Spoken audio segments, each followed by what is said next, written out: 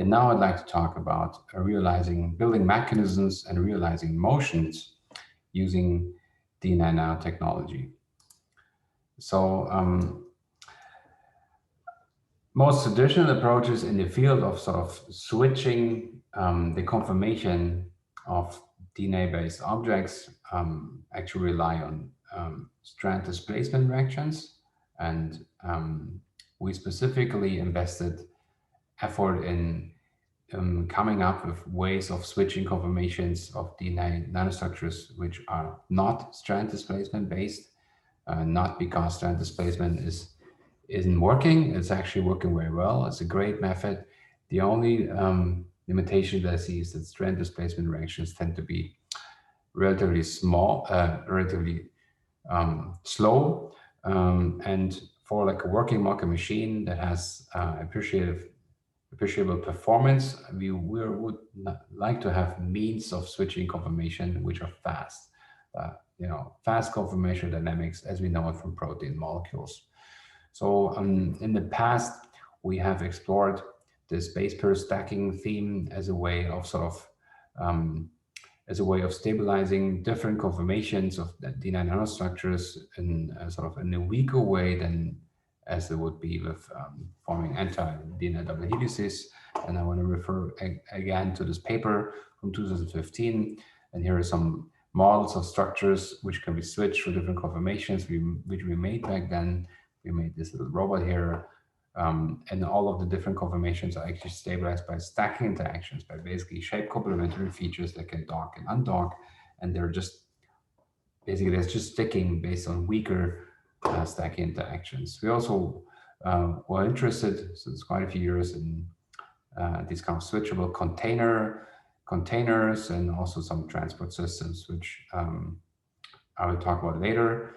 These kind of diffusive systems actually that are shown here never worked, but I will have some new devices which we will talk about. So I want to show you one thing. One sort of switch is object which can switch between two conformation states. It's basically a two-component DNA nanostructures, like two rigid beams, which are joined together with a pivot. The pivot point in the center.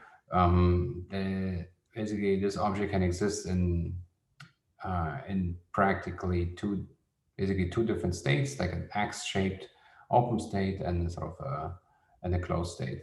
And the closed state is stabilized by stack interactions when these recessive protrusions meet. So you can think of this as an actuator, and it's not good for anything in a real application sense. It's more like it's a prototype device for which we tested various ways of switching such objects through different conformations.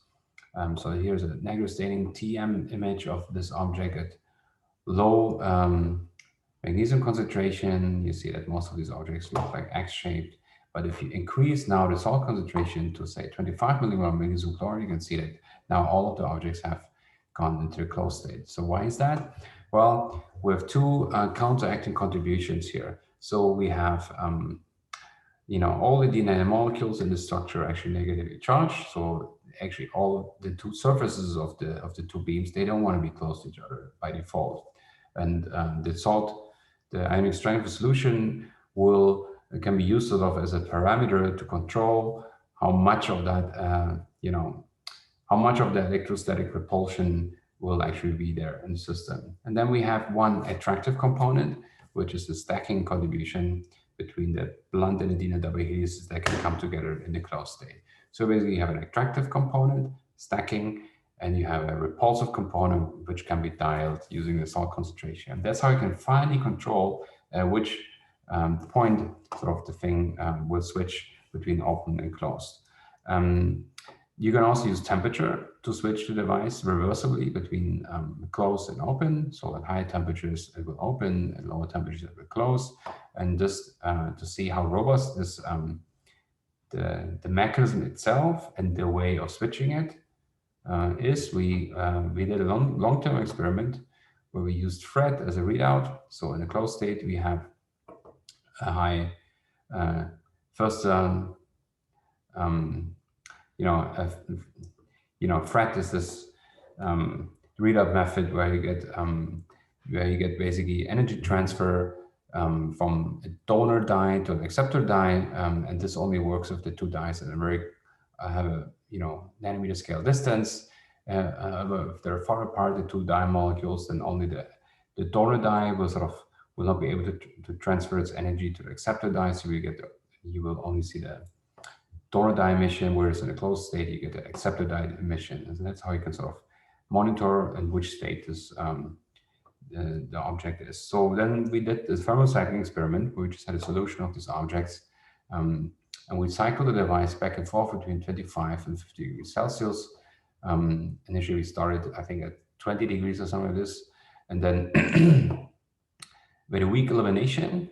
So, and then sort of at high temperatures, we get low FRET efficiency, and at low temperature, we get high FRET efficiency, which corresponds to a closed state. And then we, at each temperature in the thermocycler, we weld the system at 3 minutes, and then we just started measuring, and we want to see how often we can actually switch the solution containing these devices back and forth and really close in an open state.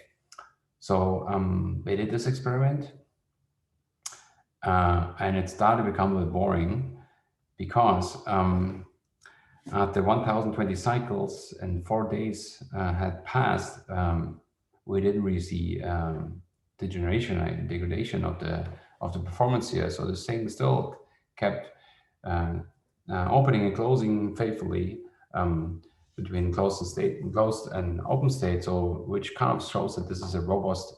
First of all, it's a robust mechanism. So the DNA nanostructure itself is stable, and also this interaction scheme sort of, it doesn't really degrade. It's it's robust. So then we made also this little kind of robot-like sculptures. A little bit of a fun project, consists of three components, and they dock onto each other again with shape complementary surface features. And then you have two arms, which are hooked onto pivot points on the shoulders of this robot sculpture, and they can actually be connected to pockets here. And again, this is just stacking into action. So then what you can do is sort of you can, for example, look at mix of components at low ionic strength conditions, and there, you have the legs and the two halves of the body of the robot lying around there. You increase the salt concentration, the entire robot assembles, and you get now all of the robot sculptures, most of them at least, with the arms closed and the legs straight. And then if you reduce the salt concentration again, it will open its arms. So because the number of stacking contacts for the hands and the pockets, basically, for this state, there's a fewer contacts than, for example, than the contacts that are formed within the body parts.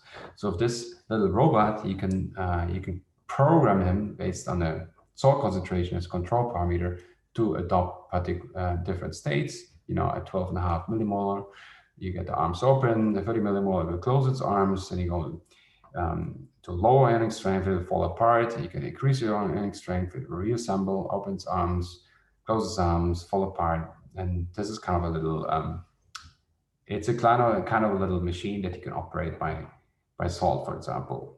I mean, it's completely useless, I admit to that, but it was a nice prototype to sort of test these concepts.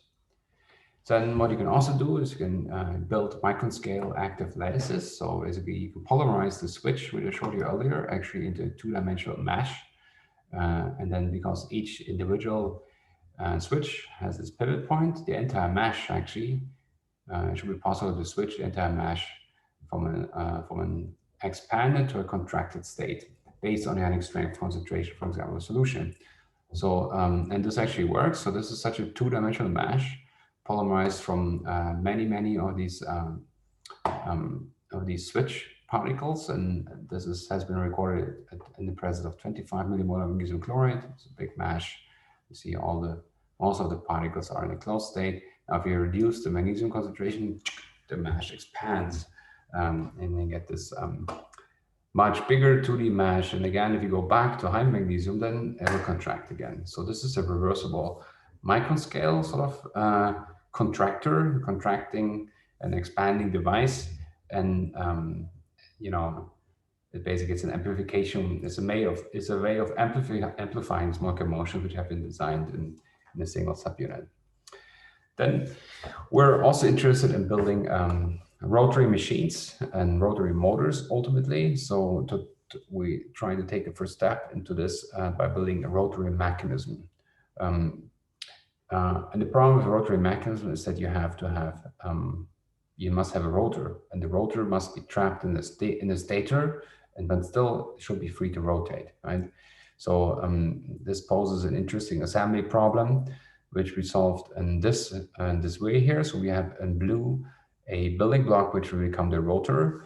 It features here a pattern of protrusions which fit into one half of what will later become into a dock, what will later become one half of the stator. So we dock the rotor into one half of the stator, and then we can cyclize the stator, and then we have some brackets here which will be fixed which we can fix, and then we can release the rotor from the docking side, and then it should be free to move, but also it will be sterically trapped inside of this cavity, and there should be a mobile rotary mechanism. So this, by the way, is the student, PhD student Philip Ketterer, who worked on this project. And so he assembled this mechanism. You can see it here in his doctoral hat, which he got as a gift on the day of his graduation. And you can see basically a model of the object that he built. And his task was not only building it, he also had to, of course, if you want to build a rotary mechanism, you need to see where it actually rotates. And this can only be done on a single particle level, ultimately, because if you had this mechanism solution, I mean, there's no observer that you can generate from an ensemble, which could tell you whether the individual units would rotate because they're not synchronized. So what he did is he made a version of these rotors, and he sort of fixed them to glass surfaces, and then he added a bunch of fluorescent dyes on the lever, and then we use fluorescent microscopy to track the motions of these lever arms, and then driven by Brownian motion, this thing should rotate. The stator is fixed on a glass surface, and if you see rotation in the microscope, then this will be a sign that our mechanism actually works. So here are some EM images of the structure. Again, just a depiction of what we expected to see and it's sort of on the surface.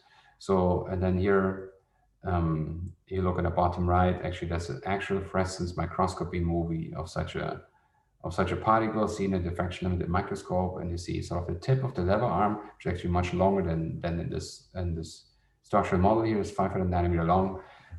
Does undergo these kind of arc-like movements, which indicate random rotary motions. So this is not a motor, I stressed it. This is a rotary mechanism which moves in a random, undirected way, driven by unbalanced thermal collisions with the solvent. Okay, and which raises an interesting question. So we have such a mechanism, right? This is just a mechanism which has degrees of freedom. How can we convert such a mechanism in an actual machine? So like a machine is something which can do work powered by the consumption of energy. So there's various concepts that are out there, physical concepts which could probably use to implement to create such a machine. I want to highlight one, which is known as the Brownian ratchet concept, and this is sort of illustrated in this. The physical concept is illustrated here with these graphs. So imagine you have an energy landscape. There's a correction coordinate here on the x-axis, and then this is energy. And then I say you have an asymmetric periodic energy landscape. And you have particles which can diffuse in this energy landscape. So you can think of our rotary mechanism as a particle which diffuses in a periodic energy landscape, right? The rotor it will diffuse for different angular orientations. So you can think of the angle as a reaction coordinate, and then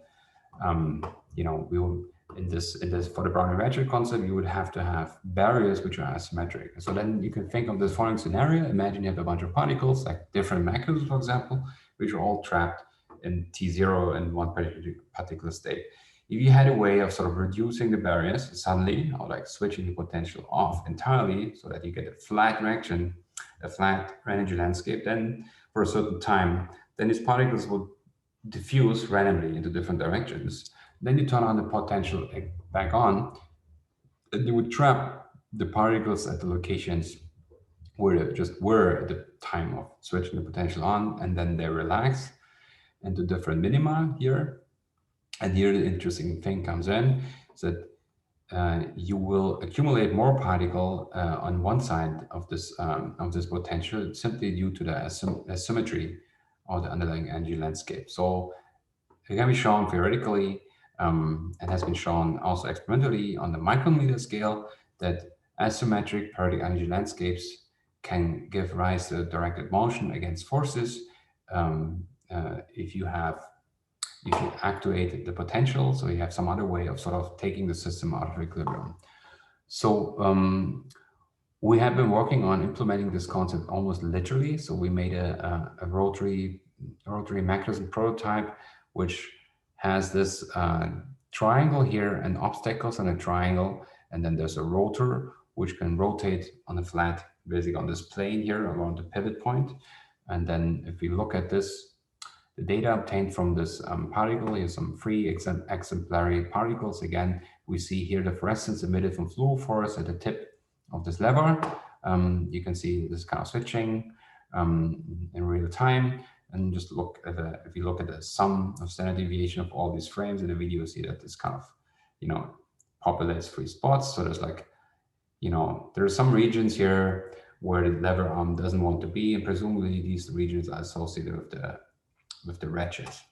So then we will make variants of this rotor. For example, ratchets open, ratchets closed, and ratchets closed. It shows more of this uniform, donut-like behavior, whereas when ratchets open, it showed this. And this is work in progress. We don't fully understand it yet. Nonetheless, we think we have a system where we have potentially the opportunity to really literally realize this scenario where you have a particle in a state where the ratchets are out, so you have barriers, and then you have a particle in a state where the ratchets are down. So this corresponding to a flat energy landscape. Another question is, how can we switch the ratchets using some type of external energy input? And then based on the theory, this should actually rectify the motion, and we should have then a motor. So I'll show you some, without much explanation, a preliminary data, piece of data recorded a different variant of such rotary motors, and with some energy input. And I think we actually see directed motion here. So you can sort of see, you need to look at this for a while, but sort of this is a rotary random walker, which will just occasionally go back and forth, but it mostly goes actually counterclockwise if you track this, right? It sometimes takes max steps, but it seems to go preferentially into one direction. So that's very promising, and stay tuned. We'll hopefully describe the system pretty soon in a manuscript in more detail. We also have been working on translational mechanisms, so inspired by natural molecular machines like the myosin or kinesin motor family, so molecular motors which do directional, transport along filaments in cells. We have been working on synthetic variants of this. So basically, our approach is based on building big DNA-based filaments. And then placing tiny little gliders into these filaments.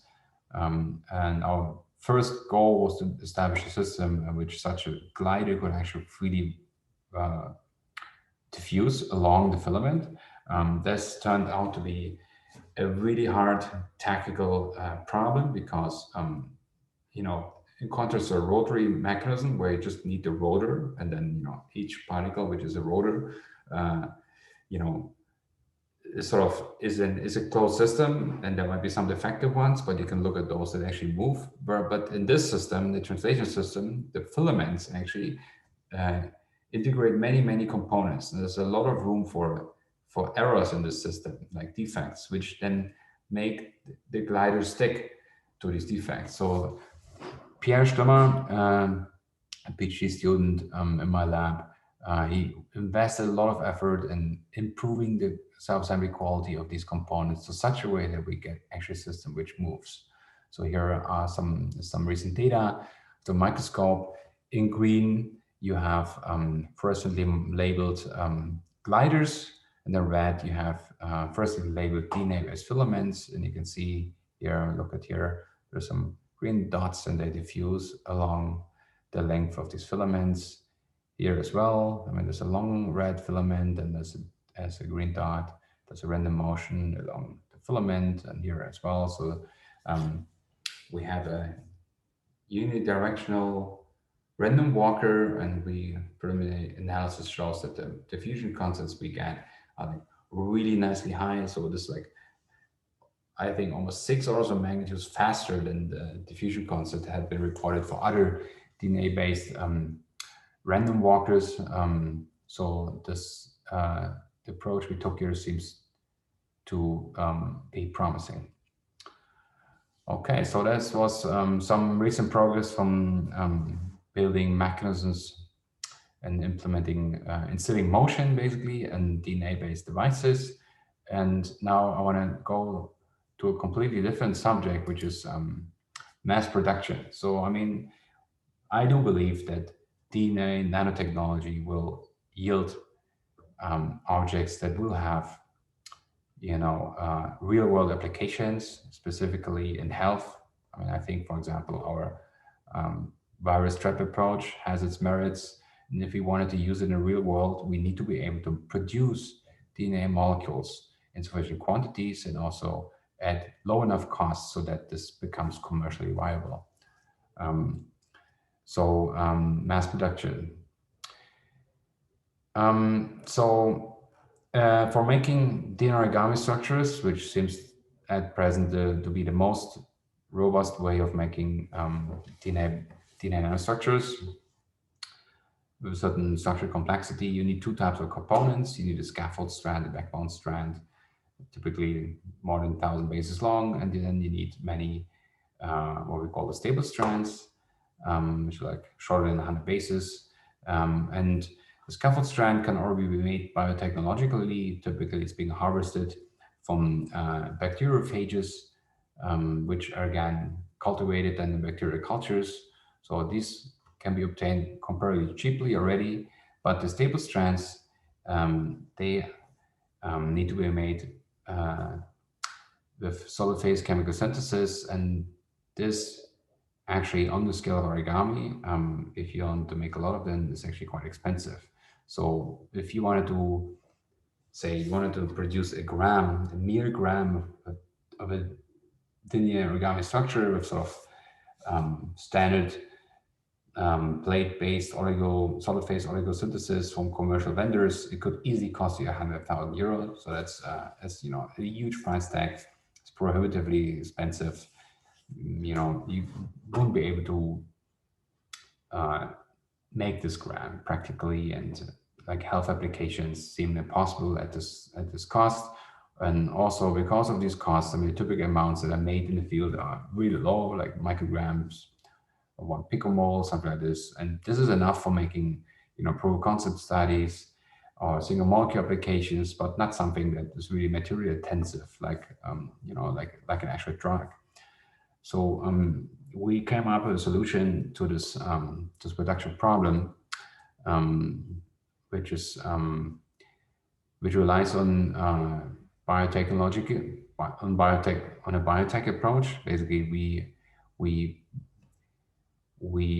use origami in reactors, and we use E. coli bacteria to produce custom DNA single strands for us. So how does that work? So we have there's basically two approaches in which we can do this. we modified this bacteriophage method, which actually is pretty well established, so that we have these bacteriophages, and they package a single-stranded phage a phage which is basically a plasmid, which is single-stranded and packaged in a single-stranded form in this protein coat, and then what we do is basically we have high-density cell cultures. A lot of these phage particles are being made. We centrifuge the bacteria away. We take the phage particles, strip away the protein coat, and we're left over with the packaged single-stranded DNA. And in order for DNA origami, basically we can package here in one go all the components that are required to make a target structure. So for that, right, we need a backbone strand and also the staple strands, and we need these free ends of the staple strands in order for the cell assembly process to work. So how do we get the short stable strands from this long circular DNA single strand? Well, you already noticed and maybe wondered what are these kind of funny white structures here. Well, these are actually specific DNA sequences which have catalytic powers. So these are DNA sequences which had been previously evolved by Ron Breaker and his co-workers in 2013. And we adapted them, so we had to modify them a little bit, but actually not too much. They were already pretty cool. So we have, in this particular configuration, we have two DNA enzymes here, which cut at two sites.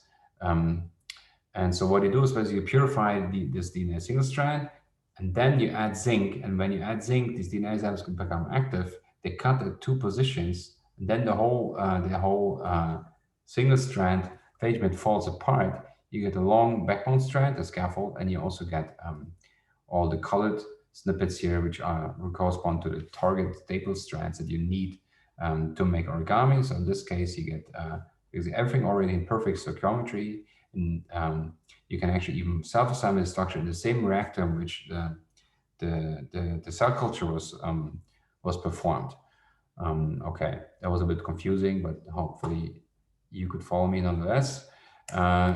And just want to mention that DNA enzymes, the fact that there are catalytic DNA sequences, this is not appreciated by everyone, shows that there's a lot of hidden functional potential in DNA if you know how to code, complex structure in DNA sequences. Also, there might be able to get catalytic powers actually. So these DNA enzymes we use here were found by in vitro evolution, but still just want to highlight this.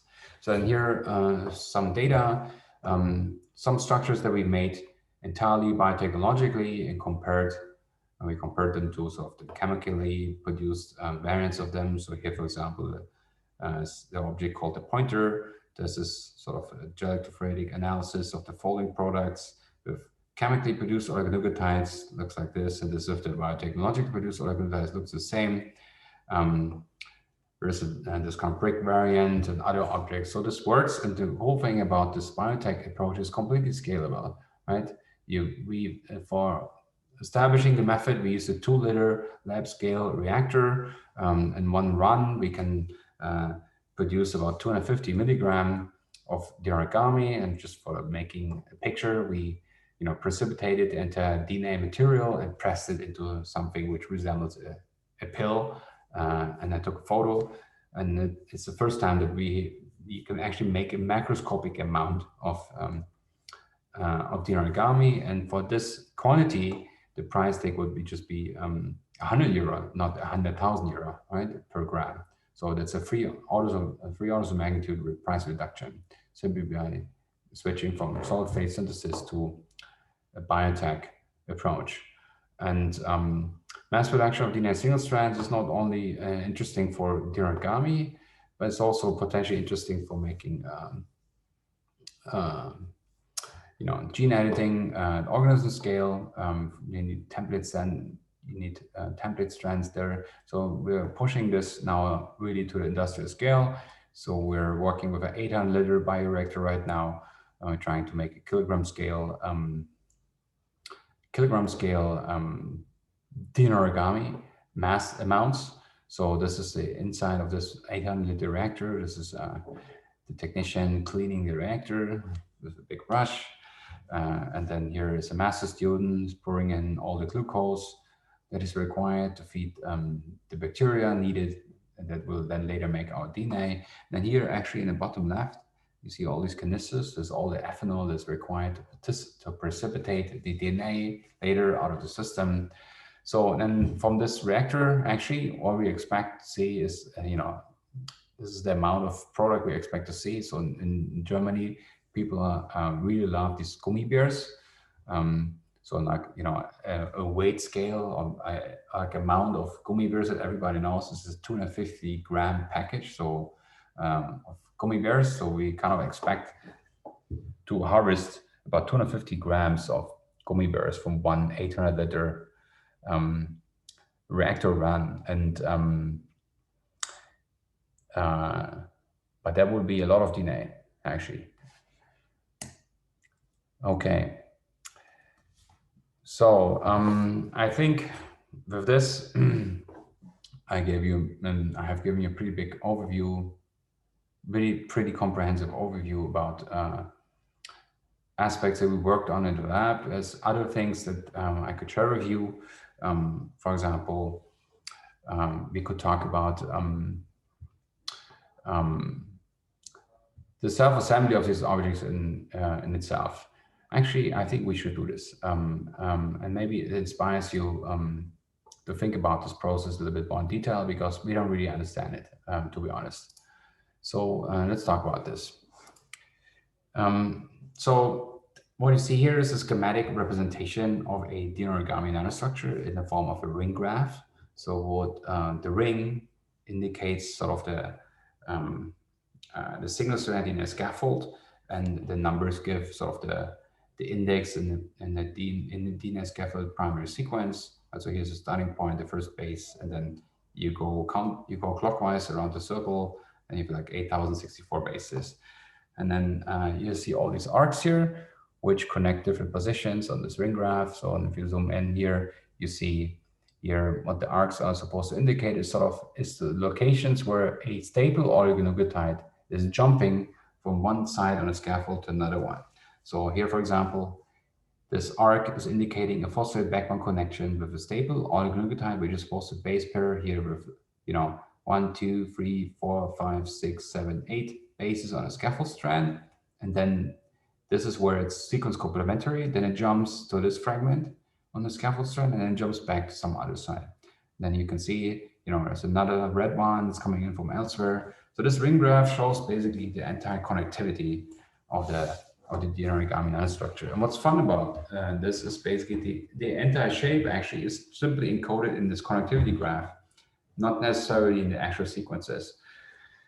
But you could sort of, if you have like 8,064 bases, and you can come up with a random sequence for this 8,064, and you put it into this ring graph, you can read off the sequences for the stable strand simply by locally always writing the complementary base in there, and then you get a list of stable strand sequences, which are in principle able to fold the long scaffold strand into the desired structure. But it's not clear based on which criteria you should choose the sequences. Maybe there are superior ways of sort of positioning these crossovers. So we have a lot of empirical rules how to do this, which give us good folding results, self-assembly results. But from a physics point of view, it would be really nice if we had some kind of a priori, first principle model of self-assembly process. So one interesting aspect here is, for example, that the folding of these objects is highly cooperative. So some time back, in 2012, we carried out a study where we wanted to improve self-assembly qualities of these objects, because at that time, actually, all of these multi-layer DNA origami objects, they didn't really fold very well. We had only really low yield production efficiencies. So, and then we studied the self-assembly process. What we did is we had an assay which could tell us the number of base, or the rate of folding as a function of temperature. For the details, please, maybe you want to look into the paper. And what we found is that only self-assembly of such a multi-linear origami occurred in a very cooperative way. Sort of as you cool down a solution from say 65 to 25 degrees, only in very temperature interval we got a peak of sort of which indicated here are base pairs being formed, structure relevant base pairs, and then we heat it again, base pairs are being lost only at much higher temperatures, but only in this very narrow interval. So this,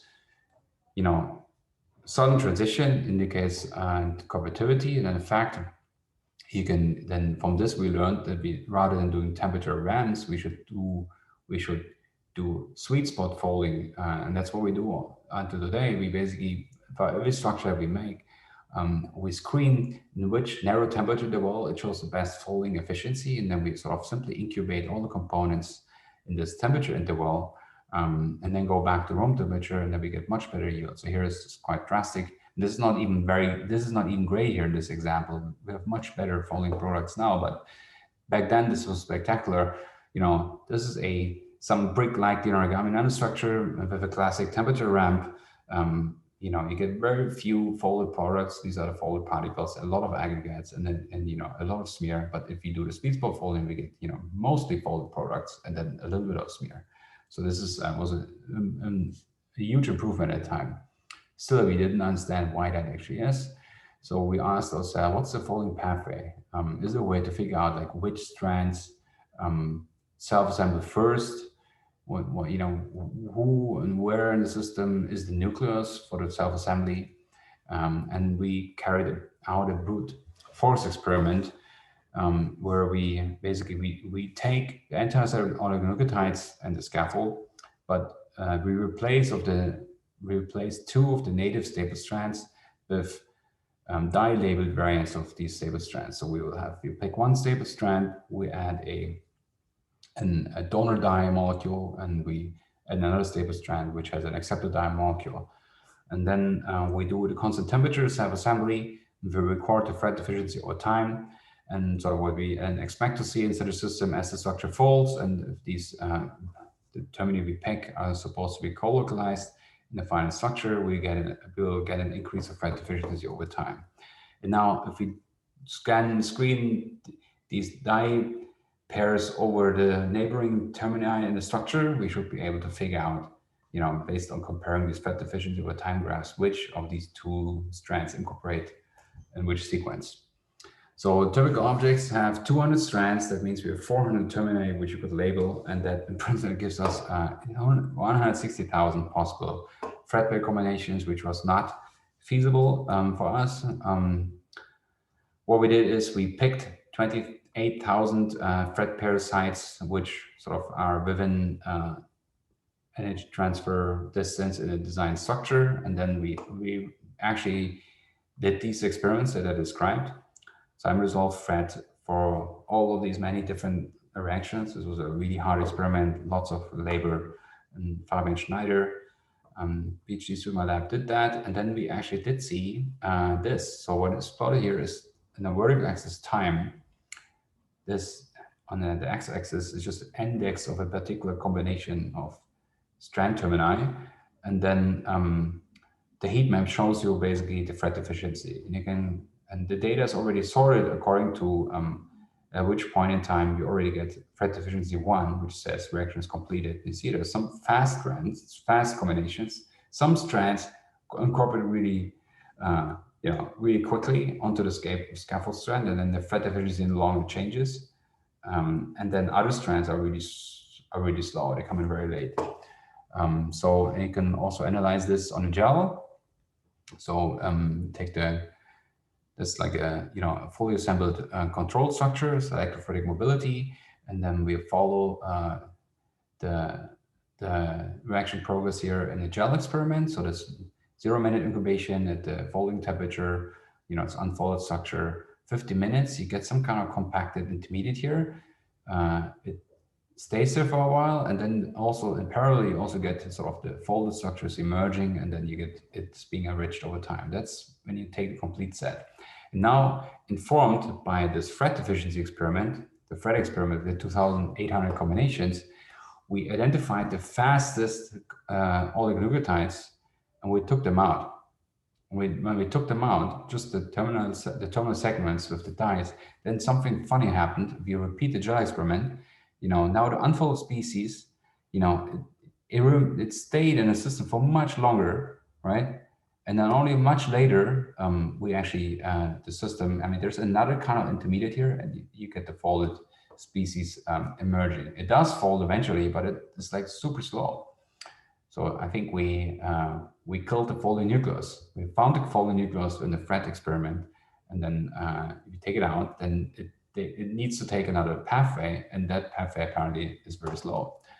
Now, when we did just on the other hand, we took out the slowest, the DNA stable segments, which were identified in the FRET experiment as the slowest one, then actually the gel mobility experiment shows again, unfold species 15 minutes after folding. As in a complete set, we have this folding intermediate, and then the folding intermediate is there for a little bit longer, but basically you get the folded product in sort of a more comparable amount of time than if you took out the fastest segments. So this kind of shows that this fat efficiency experiment also sort of tells us the truth in terms of the actual sequence of events. So then for this experiment, we plotted the sequence of events of this ring graph. You can see like which of these arcs sort of appear at which point in time in this folding pathway. And I think what you can see is sort of they kind of cluster together. So some of these arcs, they all come together at comparable times, which kind of makes sense because they're structurally localized, and you can think of this maybe as a looping problem. For example, if this arc is already formed, then all the neighboring arcs also can form readily because no other loop needs to be formed. I don't know, we're making sense, but maybe so for the computational scientists among you, so I think it's fair to say that nobody understands right now why and how the origami fold, self-assemble. I think we can make it fold through empirical means, but it would be nice to have a first principle understanding of the folding process. Here's a lot of data for you to think about and maybe calibrate a self-assembly model with, and maybe you have some insights that could help us experimentalists to be better in designing complex DNA nanostructures. Okay, with this, I think I really should come to an end. I will just make some final words and talk about the applications, the perspectives. So I think today in the field, we have a lot of basic science tools, which have, I think, really helped establish the utility of DNA nanotech. We can, with DNA nanotechnology, state-of-the-art methods, we can make objects that can help you position other molecules, proteins predominantly, or other chemical groups, and you can use this, the possibility to position these molecules at nanoscale, also inorganic nanoparticles, to study various types of phenomena. You can look into molecular structures, interactions, into plasmonics, photonics. There's all kind of basic science questions that have been addressed and are being addressed using DNA nanotech as sort of as a helping scaffolding technology, so to speak. There's several entries in this area from our lab. I didn't talk about any of this, but if you're interested, I mean, like there's some highlights are listed here. For example, we have made this study here where we used a combination of dual beam optical tweezers and the origami to measure the forces that occur between base pair stacks. We have made a force spectrometer, which you can measure the forces between two proteins, for example, as exemplified with nucleosomes. We made a synthetic lipid membrane channel, and things like that. So this is there, it's out in the world. Many people making valuable contributions there. But I'm really convinced that DNA and nanotech will have a future with a broader reach. We will see biomedical products and new types of materials. And I think if we manage to make objects which can actually do work, there's a whole new area of applications that can come up. Then right now it's almost hard to conceive to think about this because it just, we don't have any motors. But if you had any, I mean, you can put energy into the system and make these things to work in a designable way, which would be awesome. And regarding biomedical products, I gave you one example, which is the antiviral traps, which we're working on. But there's other options like vaccines, which are being pursued by various colleagues in the field. There's I mean, they will come up. So yeah, and then all of the structural diversity that you've seen in my 3 lectures here has been made simply with 2 components: double-stranded DNA domains and single-stranded loops. And then you can build all of this. However, there's a lot of other nucleic acid. There are a lot of other nucleic acid motifs out there which have not yet been sort of really integrated into this. So there's like non-canonical single-stranded DNA architectures. You could also, design RNA architectures. There's a lot of room there, and also make hybrid RNA and DNA architectures. Of course, there's the novel protein design, which is making spectacular progress. So maybe a valuable future could also be to just integrate all of the different skills that the different technologies have into hybrid objects. So like protein design, it can create these fine, accuracy demanding functionalities like molecular recognition, for example, which at the moment we cannot really do, but we can create gigantic structures with controllable degrees of freedom and these kind of things. So these could be combined. Maybe this will be a fruitful future for the field. Okay, and then I shouldn't close without thanking my fellow students and coworkers. So I have a spectacular team. I'm really thankful for all the contributions over the last years, and this is the current staff. I mentioned some of the people, but really everybody who's here has made a strong contribution to what I told you today. I also want to thank our funders. So we have received significant funding over the last years from the European Research Council. So I'm really thankful for that. The Deutsche Forschungsgemeinschaft, the German Research Society, has been funding us also in very substantial ways. I'm extremely thankful for that. And also our Ministry for Education and Science also is giving us money. So thank you. And finally, I want to thank you very much for listening to this and looking at the slides. I hope you enjoyed it. If you have any questions, do not hesitate to get in touch with me. Please visit our website for updates and then publications, for example. And you can also follow me on Twitter. This is my Twitter handle. I'm not posting much of sort of I'm not really posting non-science related things, but I use this channel to raise awareness for some new manuscripts or some from our lab or from other labs that I find very interesting. So with this, I want to close and thank you very much for listening. Bye bye.